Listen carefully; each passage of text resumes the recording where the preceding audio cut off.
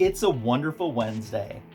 Hi, my name is Ryan, aka Magic Lasso on YouTube, and I appreciate you stopping by today as we take a look at Wonder Woman Volume 5, Issue Number 2. This is the A cover, and this is the B cover.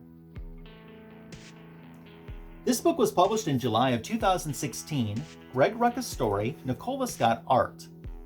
As part of DC's Rebirth line, Wonder Woman was being published bi-weekly at this time, with Diana's Year 1 origin and adventures running parallel on the even-numbered issues to her current adventures found in the odd-numbered issues.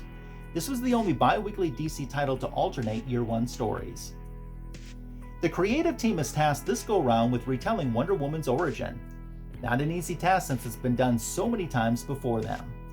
There's certain elements that fans are expecting to see, yet I understand them wanting to put their own mark, or should I say spin, into things.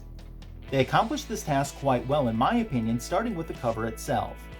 I've seen Wonder Woman's origin written, reprinted, and retold many times, but I've never seen a cover to her origin that shows it from the perspective of Steve in the foreground and Diana in the distance racing towards him. I love this cover. It also, be it subconsciously, sets the tone that Steve Trevor is going to be a bigger part of the story than one may expect. And that is the case. Also proved by starting the story with Steve. Unexpected and bold in my opinion. Many times in previous origins, our introduction to Steve was him crash landing on the island. Here we see Steve before that mission that brought him to the themyscira shores. And then we alternate back to Diana, who's experiencing something similar to what Steve is doing.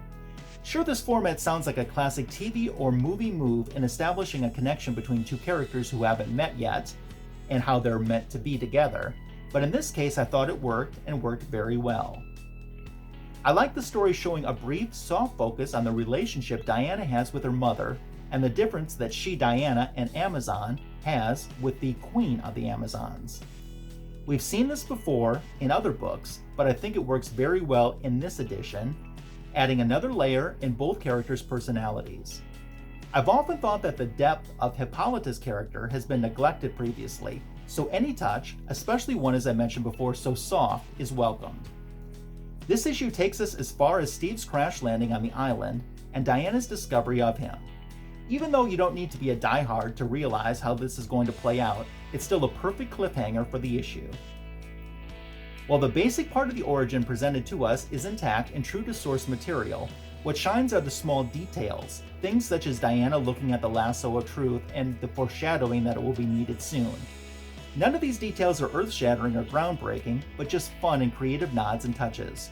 The book felt familiar, but fresh at the same time, and that's something I don't always find in my comic books.